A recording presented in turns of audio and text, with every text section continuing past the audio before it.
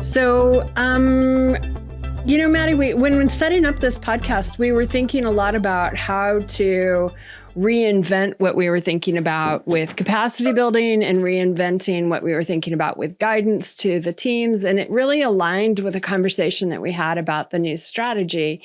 And when we were thinking about the new strategy and how capacity building is really changing, and we have a new global cluster strategy that aligns with new priorities.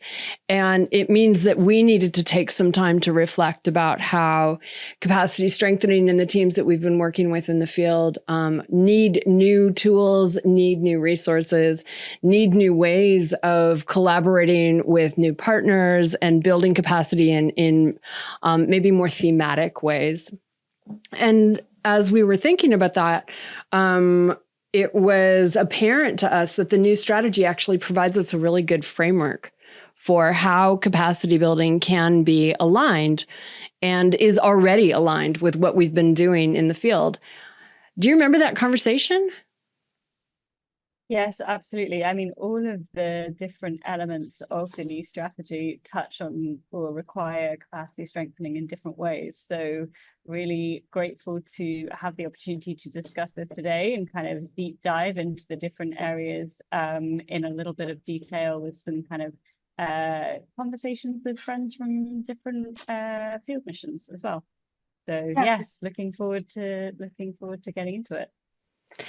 So I have two friends sitting by me. So I'm lucky being in Geneva that I have two friends. I have Clementine here and I have Dare Heo, and we're in this little room. And we have the chance. I mean, I'm sure everybody has seen the new strategy and watched the video launch. We had, I don't know, Dare, how many people were online? 600 or 700 people online, and plus the video? 300. Ooh, 1,300. So we had a lot of people logging in to learn about the new strategy. But why don't we start by kind of asking them to tell us a little bit about the strategy and then how they see it linking into capacity strengthening and the new initiatives. So, Maddie, I'm going to let you ask the first question. Sorry, scrambling for the unmute button. So the first question that we wanted to ask is this million-dollar question. What does capacity development look like in the new strategy, and what it kind of means for the ways forward in terms of new ways of working, in terms of new directions of travel for the new strategy? This is really the $1 million question. I think we all know that there are some specific sections for the capacity development or capacity building or capacity sharing in the new CCCM strategy. But I would just say that it does not focus only on that section there. The capacity sharing is very much anchored around each and every pillar of the strategy we are mentioning. If we look, for example, on the partnership development, the capacity sharing itself is a partnership development. Engaging with the different actors in the field is a partnership development. Engaging with the other clusters, with the other partners, is by showcasing what we are doing as the CCCM cluster, and also showing to which extent we can work together with them by, again, once sharing these capacities. But I think one of the most and very important thing is the strategy that we have developed and the way we have reflected upon the strategy in our capacity development initiatives all over is always based not on teaching but based on learning. The team here and the entire efforts on the capacity development is based on what we are learning from the different actors and how we convey the message to the other actors. I have seen throughout our discussions on capacity development where we take longer time to learn from our local teachers in the field, in different locations, in different contexts, to see how they have been so innovative, so resilient, so much able to be brave and come with the new ways of responding in some contexts. And we were able, through our capacity sharing, we were able to go to the other context and say this is happening in other countries. And I think in many cases, some of these experiences have been relevant to these different actors. And again, the examples are many, but one last thing I would like to mention on the overall CCCM strategy and the capacity development is the engagement with donors and the fundraising. And I think sometimes we are not only targeting the CCCM practitioners, but the different actors are becoming more informed on what CCCM does through our capacity sharing tools. I have seen more donors engaging with the clusters because they have attended or seen or heard one of the capacity development sessions or initiatives we have done. And by that, they were more able to understand what the CCCM cluster does exactly, and they were convinced, and they were themselves acting as advocates for increasing the funds for the CCCM. Maybe, Dare, you picked up on something which was like learning from others and not teaching. And I wrote down that phrase just, for myself to reflect upon. But the four key themes, and maybe Clementine, I'll pull you into the conversation, the four key themes that are reflected in the strategy, the engagement, and accelerating localization.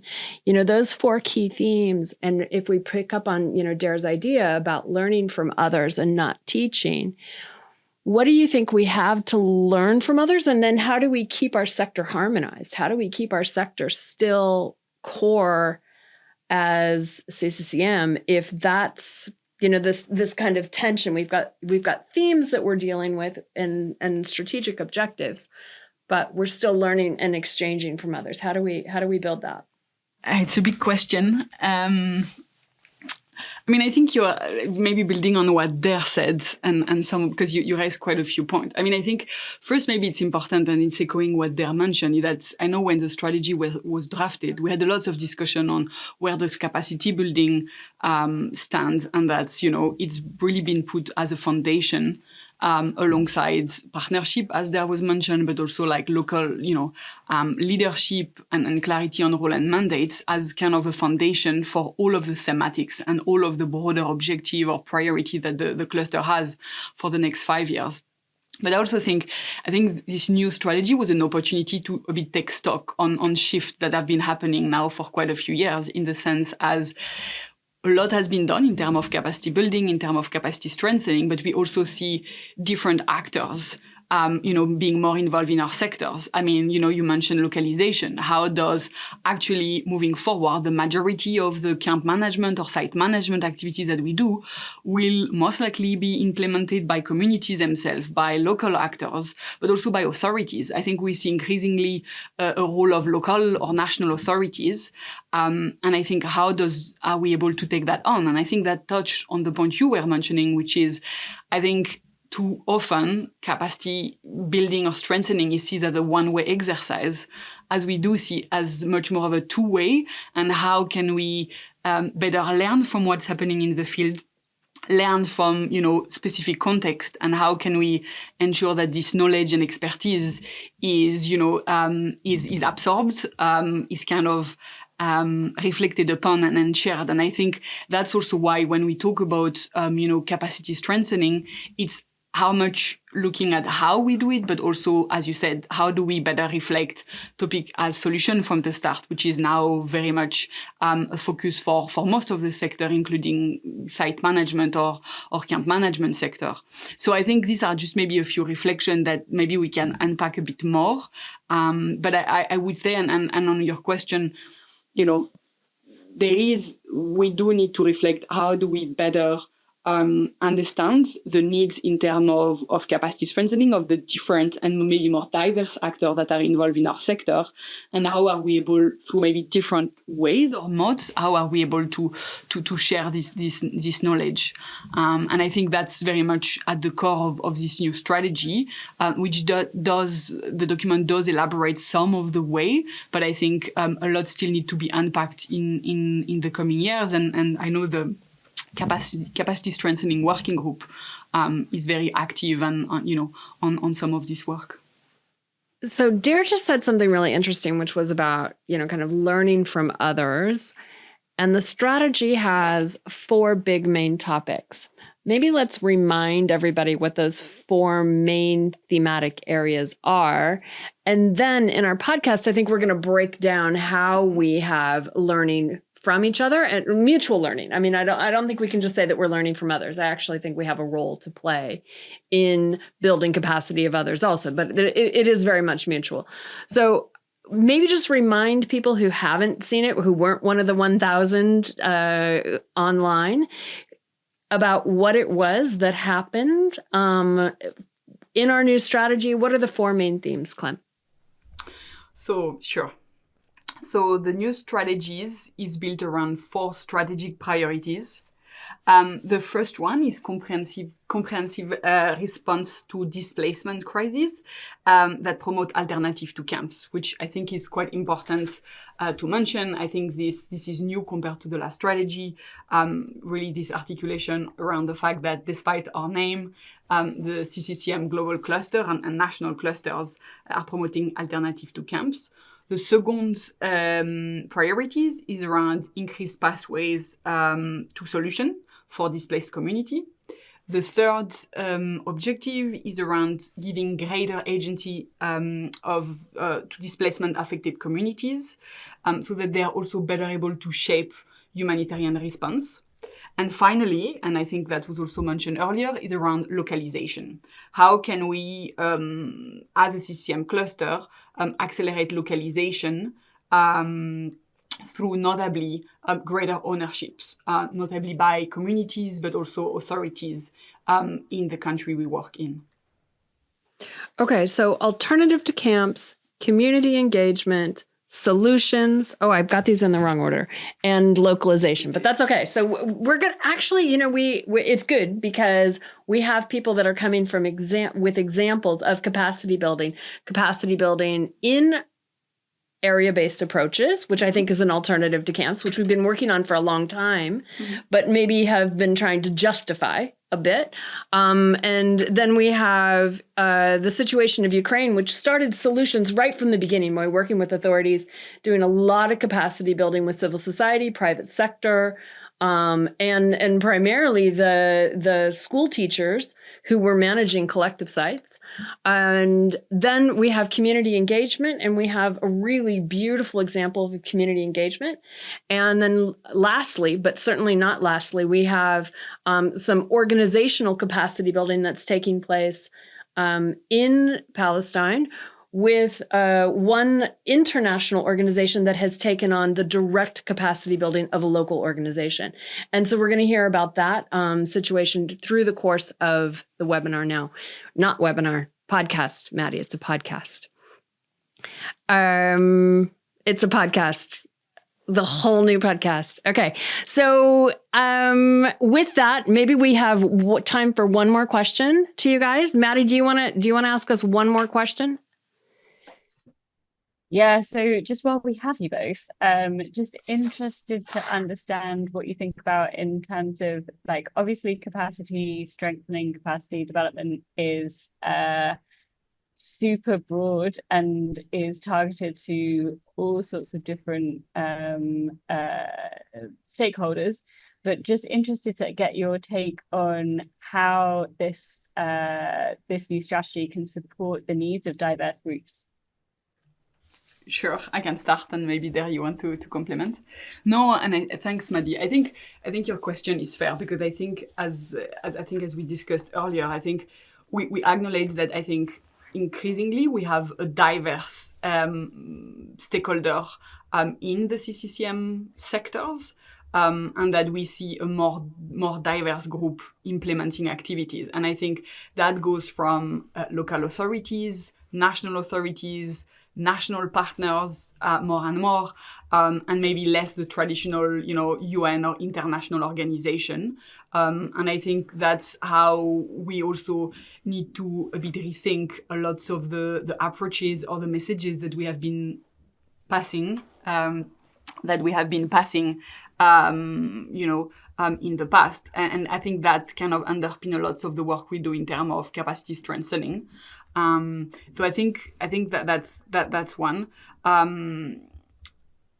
in terms of the different group, I think there is a lot of discussion as we speak, on the future of the humanitarian coordination. And I think there is also a push from a cluster coordination standpoint on a bit going back to basic. And I think as we know, our cluster coordination teams will be will have less resources, will be more stretched. How can we support them and give them tools and capacities that they're able to still manage more complex, more kind of fast-paced response. So I think it's also a bit going back to, which is a bit the big word lately, is going back to basic. How can we support cluster coordinators, the information management of clusters, to help them coordinate this environment? And I think that's also something that we shouldn't forget because it does remain at the core of some of our priorities. So maybe let me stop here. I don't know if you want to add anything. To just add to what Clémentine mentioned, I think, Madi, you said the different actors and stakeholders. Our capacity development has multiple strategies, I think. One is really trying to help our counterparts in providing core life-saving activities. I think in a situation where we are having funding issues, where we're having access issues, where we're having security problems, and where we're having normally a large number of actors working in specific contexts, in specific situations. The capacity building initiatives have helped a lot in mobilizing the resources, doing the best we can with less funding. We have helped a lot of colleagues, for example, in operating in situations where access is limited by building on the capacities of the local actors on the ground and by linking them together with the other actors who are not able to access these areas. More to that, I think, for example, what Clémentine mentioned, the alternatives to camps. I always say that if we were not able to engage with the actors through our capacity initiatives for advocacy languages, there would have always been more informal settlements than they are today in all these contexts. I think by sharing the capacity and the experience with these actors in different locations, first, we have helped a lot in reducing the numbers of informal settlements. In many contexts, we have helped a lot in avoiding this mushrooming of informal settlements in many, many contexts. But more than that, we have helped sharing experiences and capacities on how to help communities to be self-resilient, how to coordinate on the basis that we are there to live, not to stay, so people will be able to identify solutions for themselves. The world out of camps has been somehow mysterious for almost half a decade. I think by capacity sharing and by a good narrative, we have helped unpacking this to bring some hands-on operational examples on what could each CCCM member and the coordinator do to make the camps the last resort, to close the camps, and to go to transition whenever there is a chance. But also, even, again, I'm coming for the other stakeholders, to convince the different actors that the CCCM is not there to build camps, but we are rather there to make camps as a last resort, but by telling everyone that we are not recommending people to take any action that will and might encourage the establishment of the camps, but rather we are there to tell everyone that let's take all possible steps to avoid the increasing number of IDPs who will end up in the IDP sites. Thanks, Darren. Thanks so much for your time and thanks so much for your conversation. It's been really interesting to hear from you guys from the leaders of the global CCCM cluster, what is the linkage and how much you've thought about capacity strengthening throughout the development of the strategy. So really great to hear that and really great to chat today. Thank you so much. We're going to shift now into giving some examples around this. And I think, maybe one of the examples that is really kind of on the minds of so many people right now is this idea about solutions from the start, which is the second strategic objective. And it's a toss-up if we should focus on, solutions from the start or alternatives to camps. But given the time constraints, I think we're going to start with solutions from the start. And Veronica, you've been the IOM program manager in Ukraine since the very beginning of the work there. And maybe you can just start by painting the scene a little bit for us about how the displacement sites have evolved and how they started, how they have evolved, and what the situation is now in Ukraine. Because your strategy about solutions from the start really has been inherent in everything that you've done in designing the CCCM programming there. But I'm just going to turn it over to you and let you kind of set the scene for us, and then we're going to come in with some questions. Sure. Hi, everyone. Nice to see you all and to listen from all. Yes, so as you say correctly, I've been in Ukraine since April 2022, so at the very beginning. Yes, I would say that displacement was, of course, something quite disorganized in the sense that people were trying to run away from the front line. So they were displaced in a public and private building, school, gym, even like municipality building, anything that could host basically the IDPs at the time. We are talking about 2022, roughly we had 8,000 collective centers. I have to say that at the time also the government was quite organized in the sense that they immediately tried to support the displaced community by also working together with civil society. So there were, for example, like not only appointing like site managers in collective center, and site manager could have been also dean of the schools, or could have been just people that they appointed themselves, but then also they receive authorization by the municipalities. And they were also accompanied by civil society that they were mobilized themselves to support with the distribution of any type of items inside collective centers. So therefore, for us, it was very important to work alongside with them and not to replace them, because the idea was trying to strengthen their capacity. And for example, something that it was for them was quite difficult is trying to understand, identify where the displaced people were.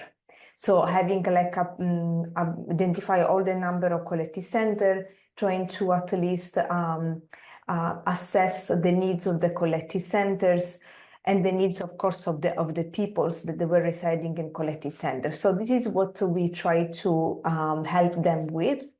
And of course, it's like for them, CCCM was something completely new as a sector. So it was very important for us to help them also in understanding the standards, the site management minimum standards, and what is the really role of the site manager, why it is very important also in the overall coordination also with the local authorities and several actors that were working in a collective center. This is how we start, but then what happened is that while we were, distributing and assessing several collective centers, but also discussing with people through our capacity building program, that it was our linkages at the beginning, because during this training, we're actually engaging a lot and try to understand the difficulties also from the local authorities in managing collective center. We also understand that we had 2 caseloads of IDPs that they were staying collective center, not only the 2022 caseload, but there were also the 2014 caseload coming from Donetsk and Lugansk, all of this area. And then we immediately understand that protective displacement was already something that it was faced by the country itself. And we noticed that the caseload, 2014 caseload, was completely overlooked. We didn't have any solution to the displacement. And they were also left behind. For example, while local actors as well, humanitarian, were distributing items to 2022 caseload, the 2014 didn't receive anything, but they were already heavily impacted. In a second displacement as well, they were heavily impacted by the ongoing war. So, and for us, it was very important to start then step back a little bit and see the whole operational environment and try already trying to identify pathway to solution from the very start. Like, what can we do to avoid that also the 2022 caseload might end up in protracted displacement? And the first step for us will be to engage the local authority and the civil society and local actors, stakeholders at the very beginning. Try to let them understand why there are displacement, why people are losing things. Yes, you might have, like, of course, the first explanation is very obvious, the war, but there are also many other things that are relating to the war. The trauma, the loss of family members, the fact that you cannot return to the area of origin, but in the same moment, even if you could return, you don't want, because there is a lot of trauma that are associated with that. And this is how we develop the pathway to solution. We also understand that there were certain activities that normally as a CCCM you are implementing in other countries, but here it was very difficult. For example, at the very beginning, having community representative was very difficult because the population was so mobile. Like, I mean, you see that there were a huge flow of IDPs leaving the collective center. They were in and out every 2 days. It was quite difficult. But then it's something that, on the other hand, we started to establish at the end of 2020, no, mid 2023. And when we also understand that was the moment as well to start with our community engagement. And when we talk about community engagement, to really, through our cash grants program, engage with the community and try to empower them in understanding, also in telling us what are the priority for them in the collective center, for instance, what they would like us to focus on, even even if this is mean like discussing about what type of shelter intervention are very important in collective center, but also what kind of the cash grants it was utilized for what. Also like procuring of hygiene product that was completely cut from the local authority budget, because that was also one of the issues that unfortunately local authorities cut the budget to collective center, because again, it was like, okay, there was a humanitarian that are supporting, we don't need to really continue to support that. Also the linkage with social protection. So we tried really to establish a way that we were looking forward and not only at the current situations.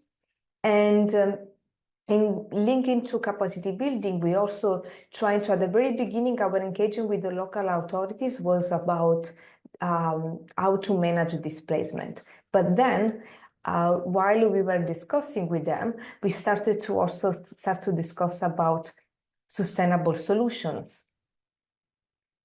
In order to, because again, the solution should not come from us. It should come from to give option to displaced community, but also should come as well from the local authorities, and trying to create linkages and open discussion between them. Something that, sometimes is not possible, because I understand when there is an ongoing war is quite difficult, to engage with the several discussion or even thinking about a future expectation of the IDPs. So I try to a little bit concentrate everything, the 3 years of experience in Ukraine. I mean, you've said a lot, and I really I wish I could slow you down. You're Italian, so you're going to speak very fast. And so we're going to have to keep up.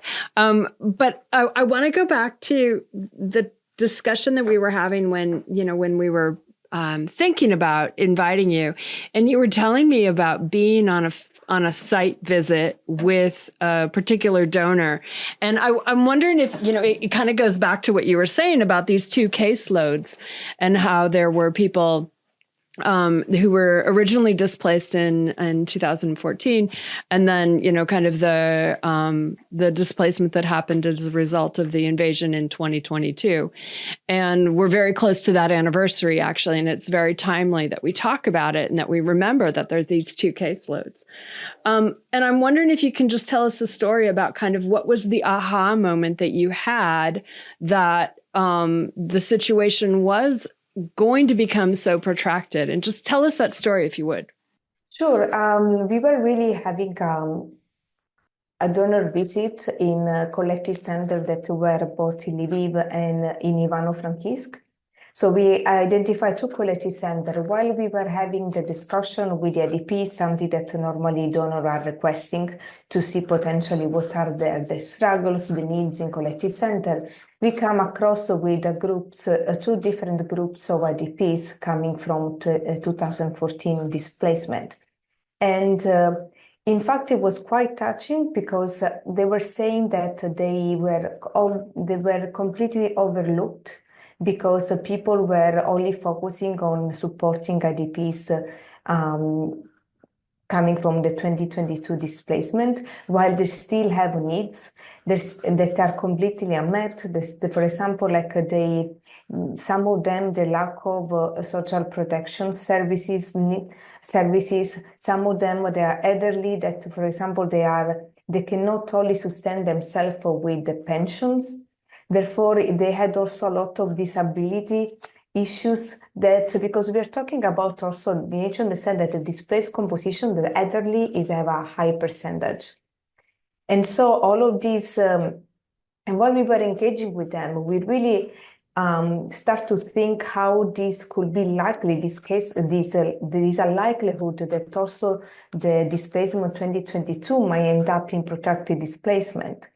We had in particular a discussion with an elderly woman that she was completely left behind and she could not even reach their area of origin that actually was at the time still now retaken by Ukrainian army, and therefore she could go back. It's safe for this. The area is safe to go, but she doesn't have any means.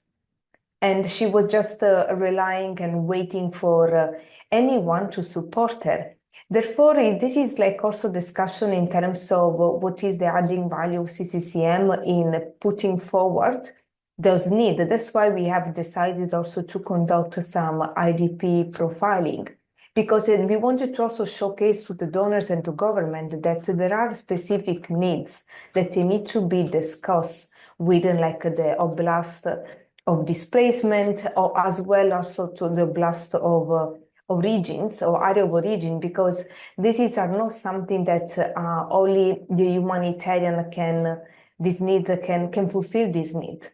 There are huge gaps that need to be really looked at, and that require the involvement of development actors as well as local authorities, and of course the IDPs population.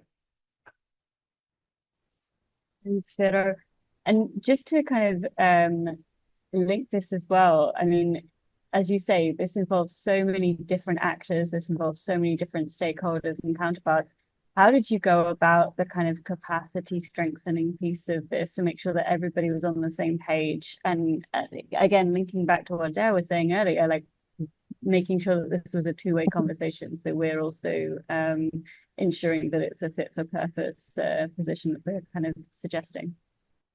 Well, what we were trying to do is basically two parallel work.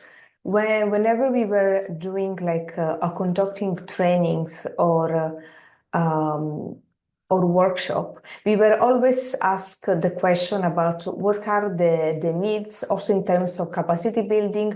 What do you think you should focus on? Because, as I say, for us at the very beginning, it was very important to give the preliminary knowledge about site management standards, but as well as humanitarian principles.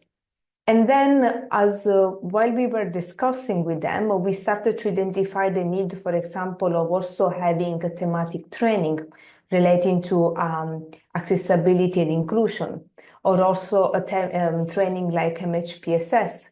Because yes, while we have maybe MHPSS calling in some collective center, you have site managers that are gonna encounter them and the needs of people that have traumatic experience, how you can recognize, and then you can, of course, you can refer to them. And then we had another discussion that it was ongoing with our community engagement with the IDPs.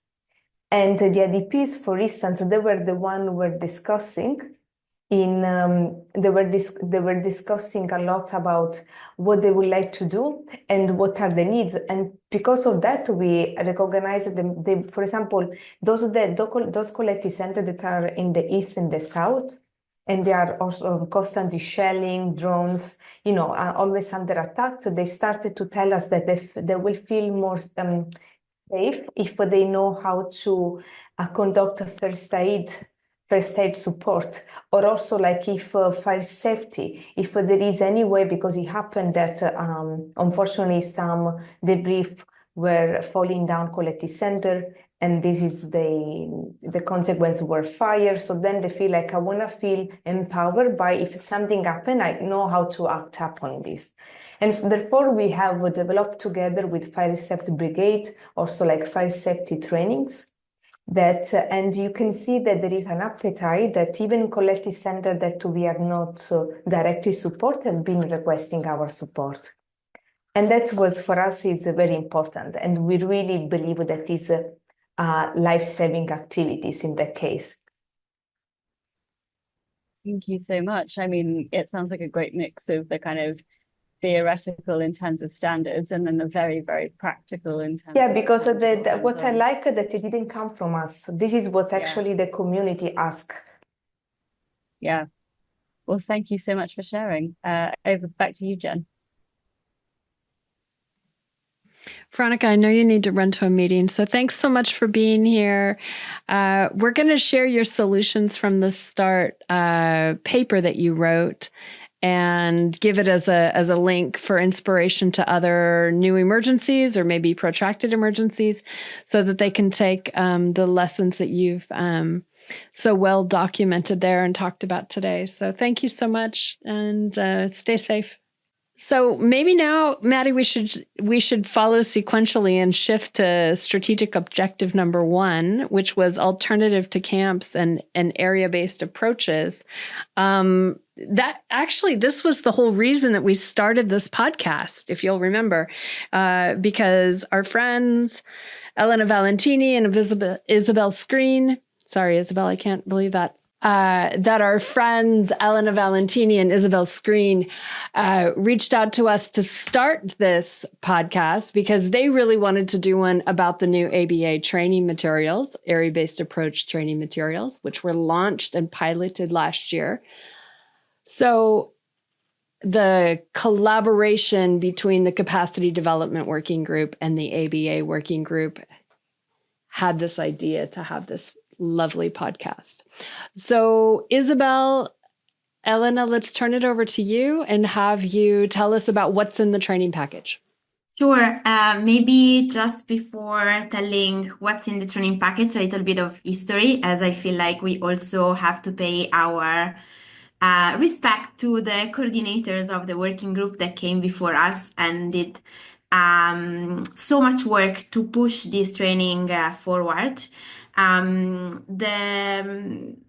concept, the idea came from people in the field, from practitioners that come to our annual meeting every year. And after the publication of many documents that were documenting the practical application of CCCM activities to support people that are displaced outside of traditional camps. Also ask for something more practical that could guide and strengthen the implementation of these activities in the field and strengthen the capacity of the people that are adapting these activities to support people that are displaced outside of traditional camps.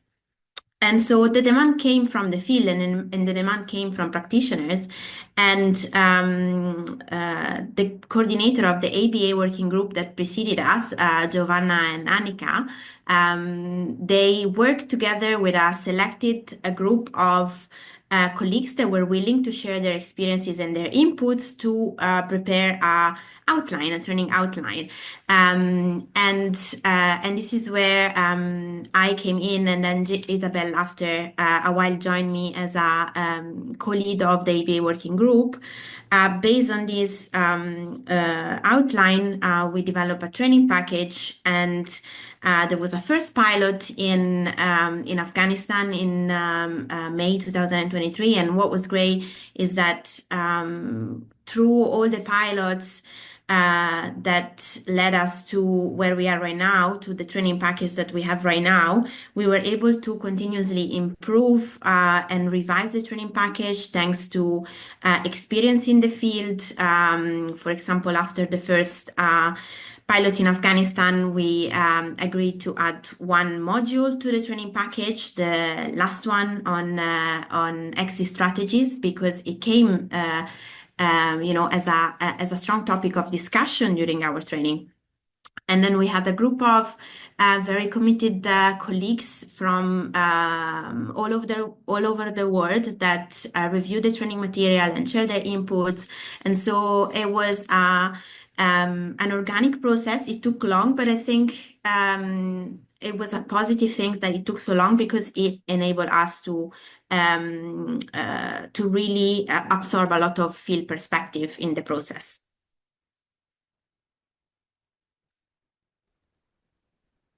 Thanks, Elena. It's super interesting to hear. And I think another, if I'm not mistaken, another area that you piloted this in was Ethiopia, right? Can you tell us a bit about the experience there? Yeah, exactly. That was the second pilot. So after Afghanistan in September of the same year, we also did this pilot in Shire with some colleagues from IOM that flew from all over the country to Shire in Tigray. And what was great about this pilot is that we were actually able to visit one of the community resource centers that is in place in the city of Shire to support the people that are displaced in a specific neighborhood of the city. And I think it was really enriching for all of us, including me as a trainer, to see how things can be applied in practice after having reflected on the theory, and also on experiences from different countries, as this is something we bring into the training as well. Example from different countries that have been documented in different documents, including case studies. I'm sorry, Maddie, I'm going to interrupt you. It's enough history. We need to know what's in the training package. Tell us what's in the training package. We're trainers. We're capacity builders. I can take that one on. So the training goes through quite a logical sequential methodology. We start with an introduction to area-based approaches, look at a couple of case studies with different backgrounds. So you've got one looking more at a rural area and one at an urban area. And then we focus on the framework of how we would do an area-based approach, looking at the three main components, defining the catchment area, so the area in which you're working and focus on as your area-based approach, how you work in different types of scenarios, so whether it's urban or rural and what that looks like and means for your project, how you then, the modalities you would use for that would be the sixth module, looking at both community centers. So we've already talked about community resource centers and how they can be utilized to access more people, but also through mobile teams, whether that's with a community resource center or separate to them, depending on the scenario you're working in. Looking at how we work through the different components of community participation and representation, working really closely with community governance structures as well. as our own teams, and how they can then take more of a lead within the area-based approach. How we listen and provide information within these settings, and how that varies from a traditional camp setting or a static setting. And then also there's a module around coordination and area-based site management, and what that means for a site-based or a non-site-based even area-based type of work. And finally, the last module that was added in, as Eleanor said, in response to requests from the field staff on exit strategies and how to close out a response. Eleanor, do you want to add anything to that, or any specific content you want to draw anyone's attention to? No, not really. That was perfect. Thanks, Isabel. I have a question. What comes first, though? I mean, CCCM training, ABA training, we have this strategy where area-based approach is this big thematic area. We've been talking, hearing from Dare, hearing from Clem, even Veronica talking about from a solution standpoint about, some of the, rapid transit of people as they were having to leave Ukraine and flee the war there, that it would almost became a kind of area-based approach in a way. So what comes first? Tell us about the sequencing if you can. So the training is focused on people who've already received the CCCM training. The modules are really designed for people who already have a core grounding in concepts of CCCM or site management. And this is then to build on those skills to make sure that there's a deeper understanding and knowledge to support them through an area-based approach. The training itself is accessible to those who have received a CCCM TOT. So those trainers only are able to access it. And yeah, the aim is to expand and build people's knowledge on a solid basis already. Although in my experience, most areas I've worked in have always been a kind of mobile modality, which has always felt very much like an area-based response, even if it wasn't named as such. So I feel like it's useful for everyone, and a great opportunity to learn more about how we work in those contexts. Thanks, Isabel. And so how do we get access to this? Who do we pester? Do we show our TOT trained certificate to get access to these materials? If you send me an email, we will share it with you and make sure you have access to the drive where it is saved. Awesome. Thank you so much. We can also drop our emails, or they'll be shared with this in the comments, I think. It's going onto the notes of the podcast. Yes. Your emails, a link to the drive, a link to the case studies, a link to the video. You guys have done a lot. I don't know, Clem, if you want to jump in and ask any questions about the area-based approach training materials. You're just sitting here. I feel like you need to ask a question. I mean, maybe, I don't know, it's maybe not so much of a capacity building, but I think it would be interesting if maybe either Elena or Isabel could, because maybe we have colleagues that have been quite involved on capacity building, but are not so familiar on the area-based approach. And I guess it would be, like, how would they know that this, training package would be relevant for them and for their context? Because I know there is a lot of resources out there, and sometimes it's hard for the colleagues in the field to know, what is relevant to their context and to their work. So maybe that would be, and I know it's a tough question in a nutshell to summarize when that would be useful, but I guess that would be my question. It is a capacity discussion. So yes, what's the learning needs assessment that you would do in your context to know that it was relevant? Sure. Thanks for the question, Clem. I mean, it's complex, and I feel like it is complex not just if you are preparing an ABA training, but also if you are preparing a CCCM training, and then sometimes you don't have that much time to prepare, and still you need to to contextualize the material in a way that can really support the people in the field. So,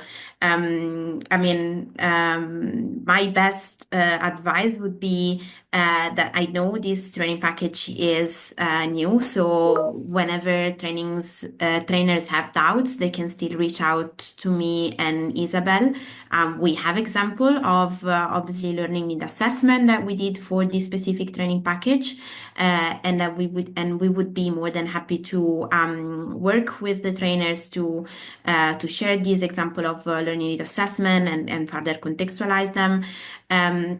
Plus, we have also the matrix that lists all the relevant resources for area-based approaches and site management through area-based approaches.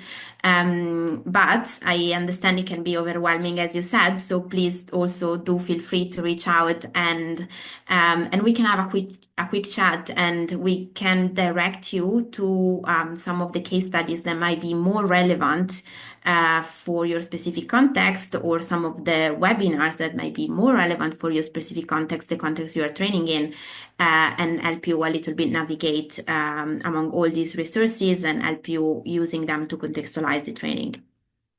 Thanks, Eleanor, and thanks, Isabel. And I think another point to note is that we can work together to develop a capacity assessment for the context as well, on the broader scale, if there are kind of additional capacity strengthening pieces identified, that we can look at the kind of more holistic, not just speaking about the area-based approach, but speaking about the broader kind of CCCM dynamics that we see in XYZ location. We can work on this together as well if needed.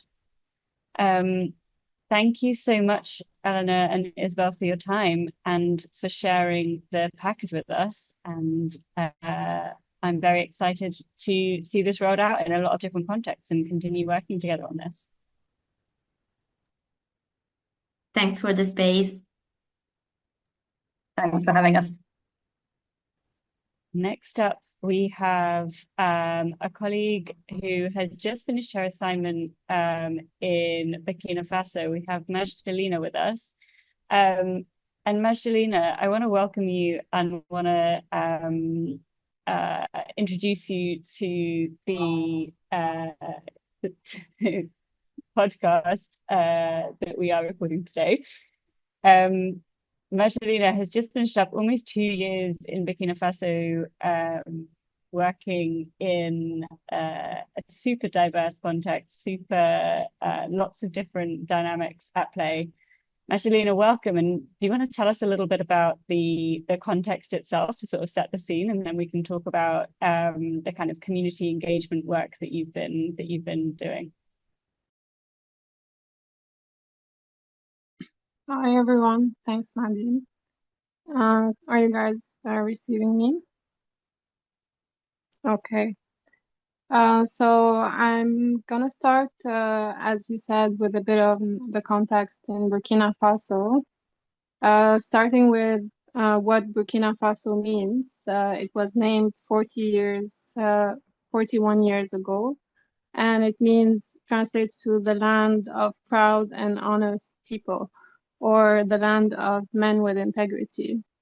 And speaking of community engagement, I'd also like to start with a local or West African proverb on community engagement that translates to anything you do for me without me is against me. And this is a bit to start on the context of community engagement in the country.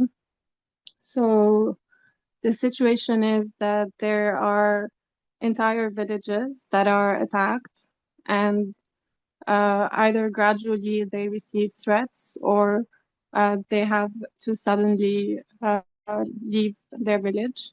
And everyone with the community leader of the village and with committees. So every village has a committee for village development. So these concepts are already there, the community leadership and the existence of committees. Everybody moves out together, and most of the displacement has been towards urban areas. There are also in Burkina Faso women who are trained on conflict resolutions in different regions, and there's a lot of appreciation in the local culture for information that's received. So anytime somebody comes to share any learnings or knowledge, the natural reaction would be to give somebody that person a chicken or invite them for dinner. So information is really appreciated in the culture. Another thing about community leadership, another saying or belief is that if the leader leaves town, they lose their hat or they no longer become the leader. But in this scenario, the leader is leaving with the entire village and they are maintaining this respect or this leadership role. And they are the first person to represent their village upon arrival to the hosted area. Those villages are also different ethnicities, they speak different languages, and they're meeting in these urban centers with the host communities. So in the beginning, the government really was against setting up camps or sites and was really encouraging host families to host displaced communities. And there was a lot of solidarity between host communities and arriving displaced communities. A lot of lands were given for free or for discounted prices. And a lot of people were also hosted for free. And the government set up or assigned site managers that were working with focal points from the community. And in the beginning, CCCM actors were setting up committees to support the site manager that's assigned by the state. And with time, these committees became more and more recognized, and they had more of a say in the context. And so, adding on to the context, when humanitarian action, in particular, camp coordination and camp management, stepped in to support the government in the management of the sites and the displacement in urban areas, we effectively also became a part of the context. So with time, as these committees gained more legitimacy, they also, to some degree, were starting to be referred to as the acted committees, and that's not what we wanted. So one way that we wanted to adjust or correct that message is that we started systematically and intentionally communicating with the committee and setting up the committee with the presence of the state site manager and only contacting them through him as their manager. So they're here to support his work, and we build their capacity and the capacity of the site manager for this system to continue without us and not for the committee to be tagged to the organization. So this is a bit also on how to disengage the community accidentally. So while we're doing the capacity building at initial stages when the committees are new and their role is not very well known, there is a bit more of a push from the organization, but there is a time where we need to know how to step aside and how to reinforce the roles of the committees and their interactions with the state site managers. I wanted Moving, to ask, yeah, go ahead. sorry to jump in, but I mean, it sounds like such a complex context, and the importance of, I mean, we often hear the phrase "nothing about us without us," but we it doesn't normally go as far as it sounds like it goes in Burkina Faso, where it says nothing. If you're having a conversation about us without us, then you're causing us harm. So my question is, how did you ensure your team was kind of well prepared to undertake this community engagement? I understand you did some kind of different exercises and different activities with them to make sure that they were going to be able to step into this incredibly sensitive environment in a sensitive way. Mm-hmm. Thank you for the question. So one way to be sensitive is by working with local staff who are diverse and who are, so part of it already starts in the recruitment. And the staff are sensitive because they understand the context automatically. They understand these sensitivities and they take action in a sensitive way. So the idea of strengthening their capacity in this case versus building it on to nuance it a bit is to encourage them to look at why they do things the way that they do them. So we said that there are different villages, different languages, people coming already with leaders. We're trying to create a committee that's representative.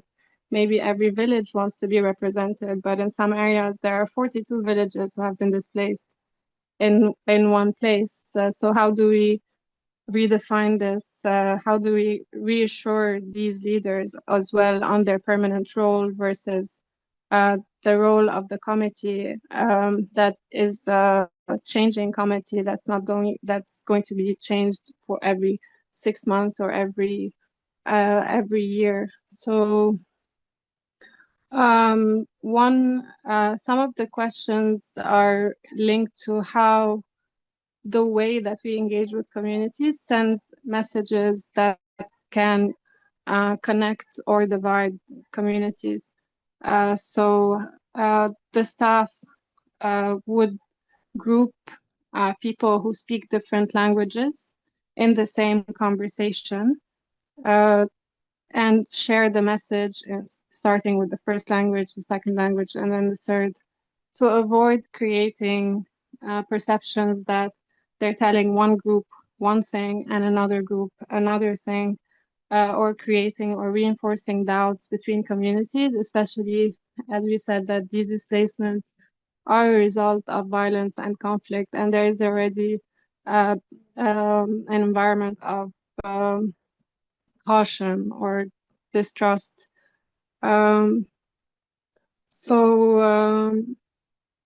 Another thing is where we engage with communities. Sometimes we don't have a lot of infrastructure around. Should we do it if somebody offers their house? Will we be creating a power dynamic? Will we be creating potential risks that this person becomes the connection with different organizations? Because these committees don't only work with ACTED, they work with all actors in different sectors and different organizations. So going back to the idea that information is appreciated, should we be giving transport in cash for people to come to meetings and receive information? Or will we be also filtering or adding a resource into the context where the information is no longer important and this transport that we think is very little might be a reason for competition or a reason to have certain people participate, the stronger people perhaps, versus those who might be more committed or motivated in their roles in the committee. And another way to ensure that solutions come from communities is for staff themselves not to be afraid to give communities that space to propose solutions. And part of that also comes from how people perceive each other and from unconscious bias. So one exercise that we do is list the different ways that communities can be defined, or the different ways that communities can be divided or connected. And we ask all participants to react to a list of words.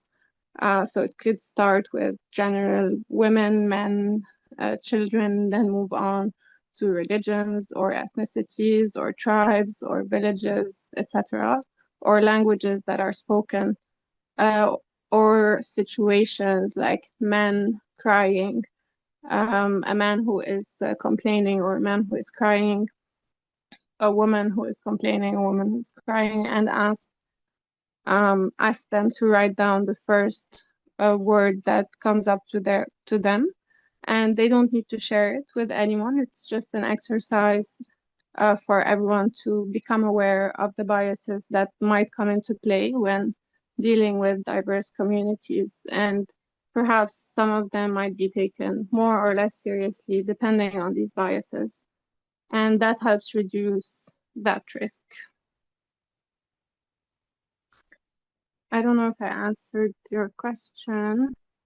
Yeah, definitely. I'm gonna open it up as well to other colleagues. If anybody has other questions on the kind of community engagement piece that you've been working on, and the kind of capacity strengthening within that, if other colleagues have other questions. You know, this is a really interesting context. And as we were thinking about the podcast, I was hoping that you could tell us a little bit about Burkina Faso, because I'm not sure that many people know about it as a place, or know about the how it looks like, or what the CRC looks like, the community center looks like, or how your staff is structured. So maybe you could just tell us a little bit about that, Magdalena, so that we can have a picture of it in our minds and carry that away with us also, because it's a way for us to think about community engagement in an area-based approach, which I think is a really unique opportunity to hear from you as an expert in that. Okay, so maybe I'll start with a bit of geography and go back to communities and what the displacement looks like.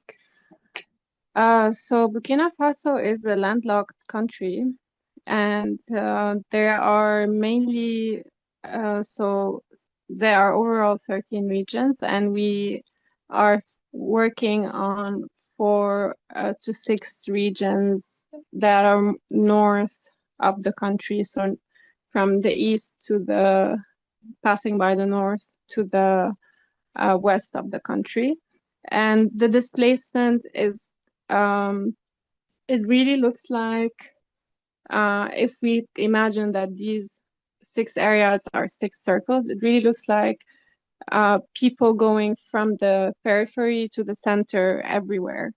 And in one of these regions, there are so many scattered villages all going to this urban area that so many sites were also created in the small, bigger towns around the villages that were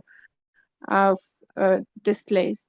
It's also very hot, and it's getting hotter. So there are temperatures above 35 degrees almost around the year. So at least for 6 months, there's above 35 degrees temperatures. And in one of the areas, so in the Sahel region, the temperatures were already extremely high, and now the extremes are becoming more pronounced. The communities in Burkina Faso are very connected with each other, with their emotions. They are very respectful to rules and norms. And there's, as I said in the beginning, they really hold honesty and integrity as core values within the country.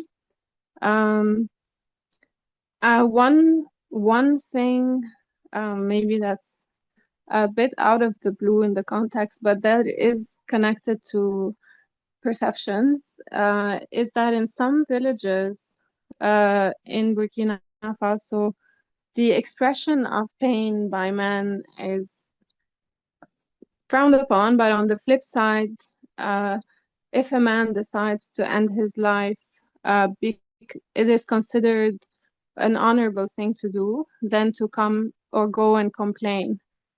So this doesn't apply to the entire country, but it does play a role in how much men complaining are taken seriously, or how likely it is to have such interactions. The displacement has been going on for 3 to 4 years now, and the dynamics are slowly starting to change, with the host communities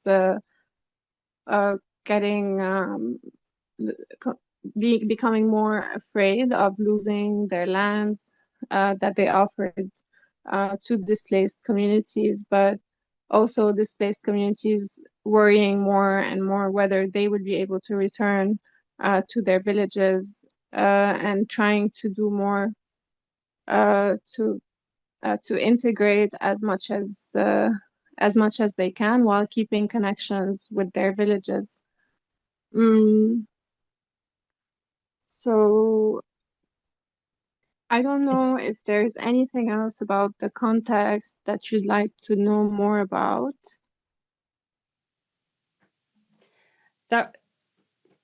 Well, a lot. I mean, you've clearly sparked my interest and painted a picture of a place that is both so rich in culture and nuance of social behaviors, as well as the importance of the tender work that happens for people who are being forcibly displaced. And so I really appreciate the fact that you've given us such a deep insight into both the language and the culture. And I guess it's just a moment to plug the forthcoming community engagement training package that will be released this year. I was surprised that Darren Clem didn't mention it earlier as one of the capacity development excitements for 2025. But I do think that that's something to look forward to. And I know you've also contributed to it. And the exercise that you have about the iceberg reminds me of some of the other work that we have in the existing training package. So it sounds like it's going to be really complementary. And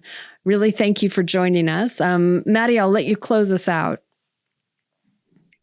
Thanks, Jen, and thanks so much, Magdalena, for your time. It was really interesting to hear, and as Jen says, the complexity of the very, very sensitive work that needs to happen to make sure that we are undertaking community engagement sensitively enough to be able to be heard by the community.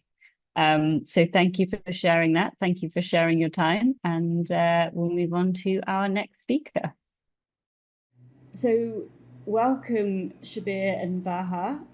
We have Shabir from DRC and Baha from PARC, both currently in Gaza, in Deir al-Balah. And Shabir and Baha have been working together on site management for the last, I'm not sure how long, but I wanted to kind of understand from you, Baha, a little bit about PARC, a little bit about the work that you do, and a little bit about your partnership with DRC, like why you were interested to kind of work together on site management activities together with DRC. Thank you, Maddie. Thank you for inviting us to this podcast. And yes, I'm Baha Zakout, Director of External Relations and Fundraising at the Agricultural Development Association, PARC. PARC is a national NGO. PARC has been working on enhancing or developing the agriculture sector and strengthening the resilience of the farmers and youth for the past 43 years. We used to have, before October 7, we used to have different approaches in how to work with the people to enhance their resilience and to fulfill our mandate and our vision for the agriculture sector. Post October 7, with the increasing needs and the huge displacement movement of the people, BARC had to shift its approach of working with those people, approach in supporting the IDPs at the makeshift sites, at the public shelters, and everywhere, wherever the needs of the people, BARC since day one was there. So basically, before October 7, we used to have a program that is called DRR program. Under this DRR program, we used to formulate community protection committees in the most vulnerable areas. We used to have around 70 community protection committees distributed throughout the Gaza Strip. Now, after October 7, with the huge needs and inability of any organization to have as the needed staff to respond to the increasing needs of the IDPs, we had to adapt the community protection committees and to customize it to the needs of the IDPs. So our community-based disaster risk management team started working together with the makeshift sites in order to organize it and in order to formulate a new community protection committees that will support us in implementing our work on the ground.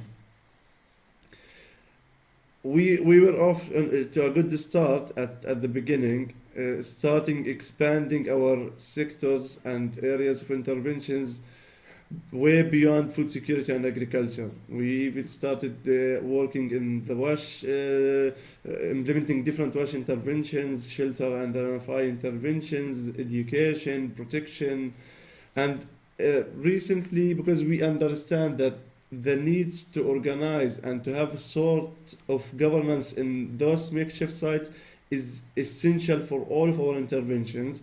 So we approached DRC and started to discuss with them potentials for collaborating together. At that time, we weren't a member of the site management working group, and the thank is for DRC for their support, for BARC for becoming one of the most active members in the site management working group. So this is mainly the rationale behind our partnership. We needed DRC to support our team, to provide us with the needed technical support, knowledge, expertise, in order to enhance our ability to work with those makeshift sites and in order to organize the aid distribution and the support process for those sites. Thanks so much, Baha. And Shabir as well. I mean, clearly you've worked together in a really comprehensive way, and clearly there are massive successes that you both have developed over your kind of partnership. But I wanted to understand from you, Shabir, how you approached working together with PARC, noting, as Baha says, significant existing capacities with the organizations and significant ongoing work. To work together to scale up site management in the current Gaza context. Thank you, Maddie. First of all, I'd say DRC globally overall as an organization, we have these strategic foundational priorities that requires to go local, embracing strong partnerships and alliances with the local civil society actors. So when we started working for OPT, one of the first things that we embraced was to go local. With the finalization of our localization approach for the OPT, we started working with PARC since last July 2024, and then aim was to do site management but with an integrated multi-sectorial response. During our identification process for a local partner, we tried to look at different local organizations who were working, and then we found that PARC is a pioneer national development organization committed to agricultural development. I still remember the very first call that we had back in May 2024, when we as a DRC, we actually had more questions to PARC rather than answers, which means like we, being new in the context, we actually had a lot of blind spot. That's how we came to know each other. I would say like in this, it's not very long, but it's short 8 months of partnership. Both PARC's expertise in sustainable resilience programming, and I would say DRC's global expertise in site management created a platform for both of us to exchange learning and design projects together that can, if not mitigating, but at least minimizing some of the sufferings of the displaced populations here. Thanks, Shabir. And I mean, you've touched on this already, but I wanted to kind of go a little bit deeper into maybe some of the key features of the relationship that you guys have together. I mean, and how you guys work together in the work that you're undertaking. I feel like the fact that you guys are both behind the same laptop together in Darabala demonstrates the closeness of how you guys have worked together. But just if you can explain a little bit about what that journey has been like for you. I'd go first, and then if I miss, Baha can fill out the gaps. In terms of key features in our relationship that make it like work efficiently, I would say like being adaptable and realistic. For example, we still remember like when we started in July, the first project was like PARC would do static site management in 3 sites.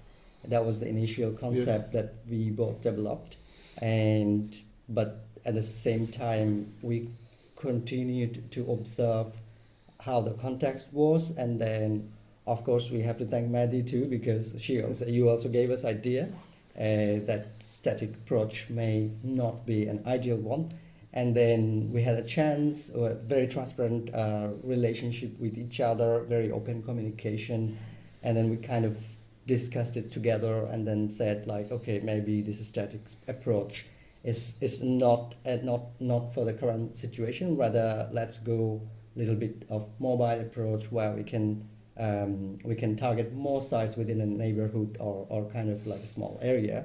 I think being adaptable and realistic, that could be the first one.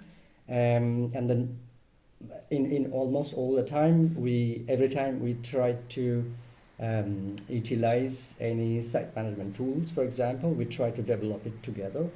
Again, thanks to Maddie, and other site management cluster colleague, because every time either is a safety audit tool or a service monitoring tool or any other tool that we try to incorporate, it was not like maybe I have worked in 5 other different contexts, but we always try to took a baseline and then we try to contextualize with what's gonna work. That's one I'd say.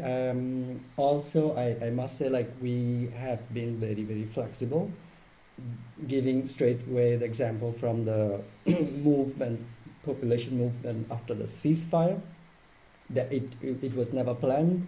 We never thought about it, but when we understood like there is a priorities to do flow monitoring, we discussed very quickly with PARC, and PARC was able to deploy volunteers and enumerators.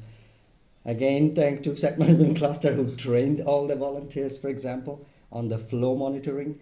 And then I'd say one thing that worked really well for us is the sharing resources, which I think DRC got more benefits on this one. It's about like sharing warehouses, sharing office spaces. Let's say I'm planning a training, but the logistics was covered by by Park. But if I needed translation, Park always provided someone from the team who can translate.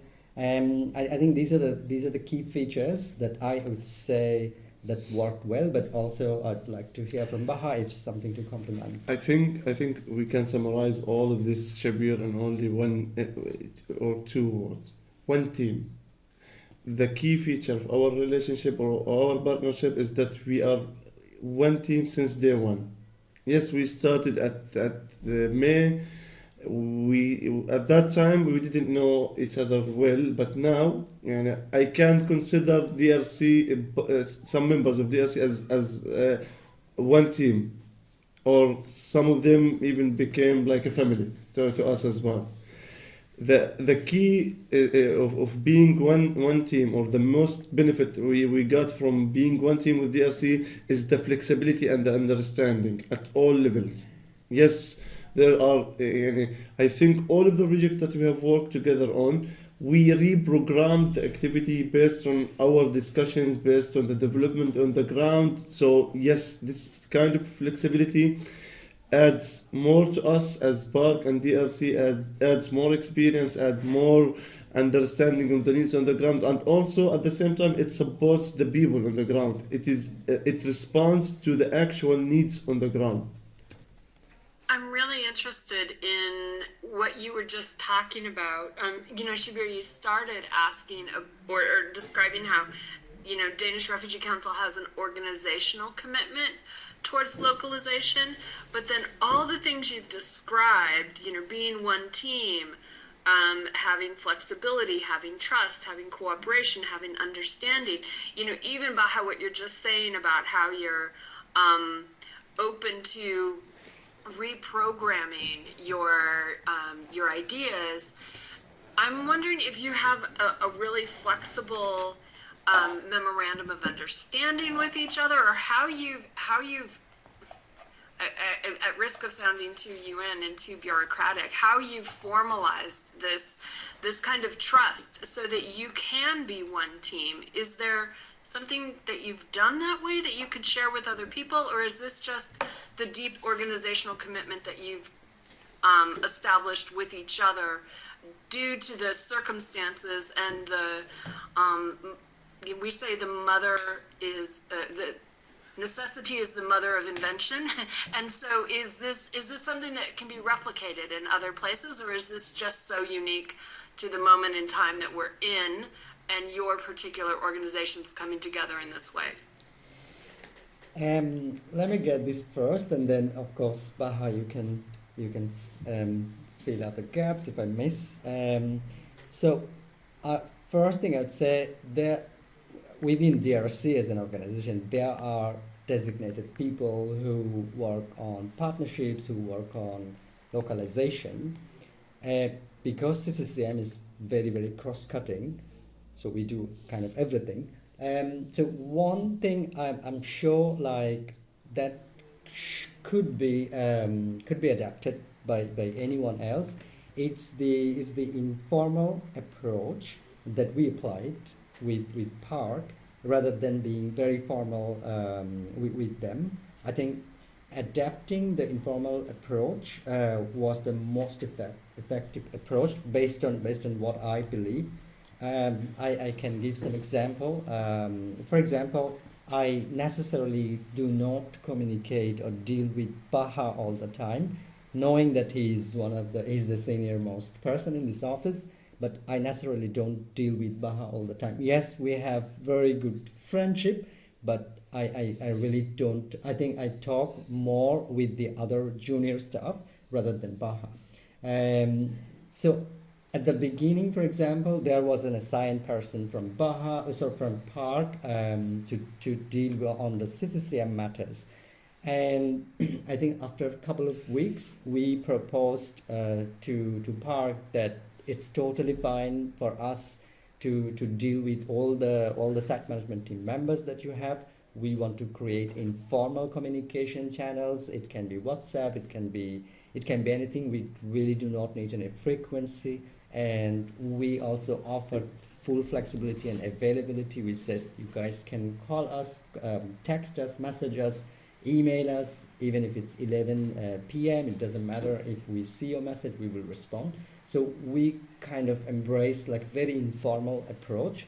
And some of the thing, also like in July, we all agreed that, DRC and Park we're going to have bi-weekly program update meetings. I remember we did it for the first time, and then I think I didn't like it, and then I spoke with Baha personnel. I said like really there's no need of such formal meetings to have. So we got rid of these kind of formalities within these two organizations. Rather, we said let's go informal, and then let's not keep things very formal. So we never had I'd not say we are donors, but I'd say like we never had a donor-like approach. Than what Baha said. It's more like a one-team kind of approach. But still, Shabir, at the beginning, there was a memorandum of understanding between both organizations. Your partnership team and our partnership team worked on developing the MOUs, and after that, the mechanism of work, we developed it together. We developed this mechanism together, yeah. But still, everything is documented. The main contribution of DRC towards localization with BARC is that they give us our space to think, and they provided us with their experience from different contexts, and they listened to us about how we can customize those experiences from different contexts to the Gazan context. And because of the trust that exists between both of us, they were very, they trust in us in understanding better what is suitable for the Gazan context. So both formalities have been taken into both formalities and informalities have been considered in this partnership. Thank you both. I mean, it sounds like a really natural relationship that has formed between your organizations. And I guess kind of coming back to the capacity strengthening element of this, how did you guys identify, because I know that Shabir has been working on strengthening capacity specifically in site management for some of the team. But can I ask how you went about identifying some of these capacity strengthening activities? What were the conversations that were had, and how you took this forward? I'd go a little bit back on that because you raised you just we're talking about capacity building. I remember just going a little bit back in 2024 in the last annual retreat. I remember, Maddie, you posted a question in one of the breakout sessions saying that, hey, I am in Gaza, this is the situation, people really don't have the energy to attend capacity building training. How can we do capacity building? I remember that time I was working on Somalia context, but then very quickly I came into OPT, Gaza context. And that question was like kind of stuck in my brain that actually it's true. Like, how can we think about formal capacity building in such a context where people are everything is so intense. People really don't have the energy to attend a training. This was like some of the initial understanding of that I had, and then the moment I joined OPT, and because I was kind of remotely working that time because I was not being able to get into Gaza, I thought like the best contribution that I could make is through doing something on capacity building rather than of course talking with the park. But then I remember like I brought many people into this discussion, including you, Maddie, including Jennifer, even Park, and then I thought like, okay, let's give it a try. Let's design something first, and before even like thinking about training, and then we will think about how we will deliver those things. So I think this is where one of the things that helped me, and also the minimum standard that Maddie, you had developed for Gaza. I think I used that as a baseline to understand how can I actually develop a package based on this one. And then I did some review sessions with Park where they went through slide by slide, and then they also used some of the examples from the context, and then we incorporated. And in August, I remember we did the very first time a face-to-face training in Park office where other INGOs and NGOs also joined, and then we kind of tried to do something more advanced, because when we got succeeded in the first one, then it gave me some more little confidence that maybe we can do something more. And then we were thinking about how can I create a pool of trainers maybe for Gaza. Yes. Of course, it was not a training of trainers, but something similar so that people would have some sort of understanding if they want to deliver some sort of capacity building for the communities, because I also realized in Gaza, the context is very complex. We don't have many site management actors. We have to rely, or we have to ensure the transference of the skills towards the committees. From that vision, we thought about let's do something different. Let's try to have some trainers within various teams. I think those kind of thing work very well. At this point, I'm just talking about the formal training and all this. But besides DRC as an organization, we also have this model of 70% on-job training. So I adapted that one too. So there are other other team members within Park who work really, really closely with me on day-to-day basis. I think we have 5 to 10 times just WhatsApp message exchanging, having very informal calls, talking day-to-day basis, what are they facing, or if I have something, and I can give many examples. Let's say there's a 5W for the site management cluster to be submitted. It's not like I asked the Park CCCM team member, site management team member to submit it. It was rather I tried to understand first, and then discussing with her, and then making it together, and then also letting her to submit instead of me submitting. I think the on-job training, I'd say on-job capacity strengthening also really worked well. So it was a mix of everything, I'd say. Baha, if you want to complement something. Thanks, Shabir. I mean, I think it's super evident here in Gaza, the both formal and informal work that you guys are doing together. I mean, and it sounds like this is through kind of every single facet of your work together. So from the partnership to the capacity strengthening, that kind of balance of the formal training and the informal, almost joint working together on these different activities, which is so valuable and so helpful to be able to kind of practice something together before doing it solo. I think that is most of my questions for you guys. Jen, is there anything else from your side? I'm just so grateful that we've had such a rich discussion. You know, every single speaker has kind of been able to complement and amplify both the rationale for the new strategy as well as the complementarity between the different key thematic areas, so that, you know, everyone has mentioned the importance of community engagement. Everyone has mentioned the importance of trust. Everyone has mentioned the importance of working together on behalf of displaced people, and that hasn't changed. Even if there's a new strategy, that the strategy is still working towards the same goal that we've had from the very beginning. So it's been an amazing conversation. It's been really long.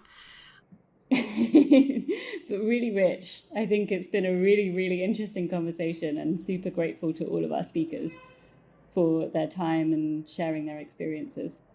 Yeah, completely. And to you, Maddie, for trying on this new podcast format. So Right back at you, Jen. It's been a learning capacity strengthening for me as well. So there you go. Let's end our podcast here and see you next time.